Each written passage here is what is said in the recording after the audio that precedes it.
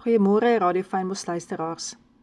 Uit Josua 17 vers 18 is ons woord vir oggend. Want die gebergte sal joue wees. 'n Boswêreld is dit naamlik. En jy moet dit skoonkap, dan sal die uitlopers daarvan joue wees. Want jy moet die Kanaaniet verdrywe, al het hy ysterwaans, al is hy sterk. Soms voel ons in 'n situasie vasgevang, magteloos, maar dan moet ons hoor kyk wat op die berg aangaan, teen die berg opkyk, wat die Here vir ons wil sê. Dit is waar die Kanaaniet met sy ysterwaans sterk is. Kom die Here en hy gee vir jou antwoord vanoggend, hy sê, jy moet daar gaan skoonkap. Haal eers uit dit wat van die vyand gegroei het, sodat jy nie afhanklik hoef te wees van dit wat die vyand laat groei het nie. Vanoggend kan ek en jy kyk na ons eie lewe, en ons kan kyk hoeveel saad het opgekom teen die hoogtes wat die Here ons wil gebruik, wat van die vyand is. Hoe hy met sy ysterwaans daar sterk is.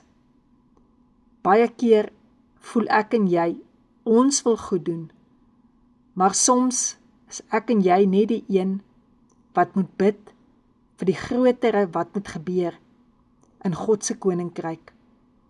Dat ons moet onthou, soos ons saam staan en vir mekaar bid, dat die Here ons vul met sy krag, en so beantwoord hy tog op die einde van die dag, wat jy ook wil doen vir die Here, dat ons op daardie gebergte kan gaan, en kan gaan skoonkap, nie om mekaar stikkend te maak nie, maar mekaar te help, deur saam te staan, om goed klaar te kry, weg te kap, wat nie van die Here is nie, dat dit skoon gekap word, sodat wat dan niet sal groei, van die Here is.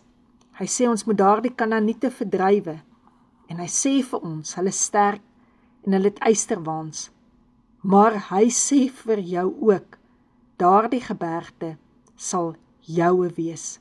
Dis 'n boswêreld, en jy moet dit skoonkap. Hierdie Israeliete het nie besef, wat in hierdie berge sou wag nie.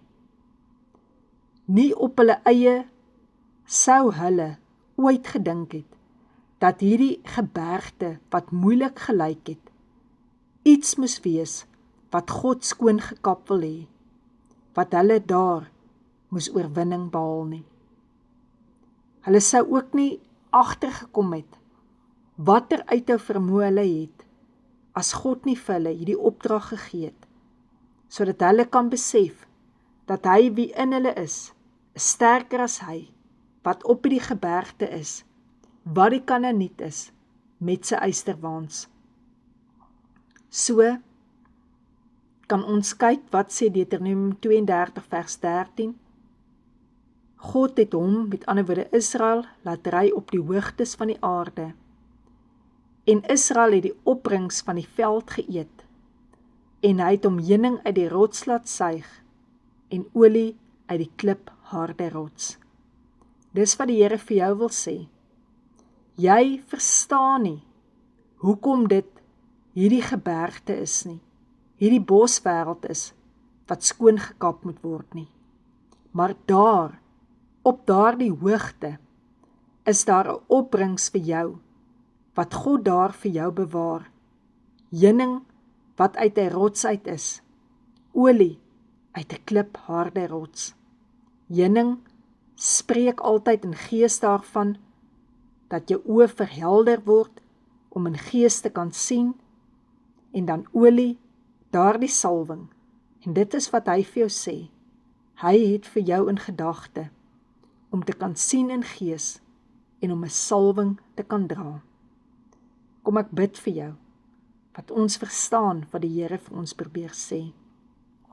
Here, baie dankie, dat U elke gebergte ken, wat U vir ons sê, ons moet oorwin. Dankie dat U op daardie berg, koppie, heuwel van Golgotha die oorwinning vir my behaal het. Heilige Gees, dat U my sal wys wat ek moet skoonkap op hierdie gebergte, sodat die nuwe wat U vir my in gedagte het, daar sal begin groei, dat ek uit daardie rots uit, Here, die olie en die heuning sal sien, wat U vir my in gedagte het. En Here, help my, as die vyand met sy strydwaans oor my gery het, Here, my seer gemaak het, as ek met die vyand se krag te doen gehad het, waar ek swak gevoel het, kom genees U my asseblief, Jesus, dan sal ek genees wees, om te hoor wat U vir my sê, op hierdie berg, wat U sê, dit sal myne wees. Dankie dat U my help, dit skoonkap. Amen.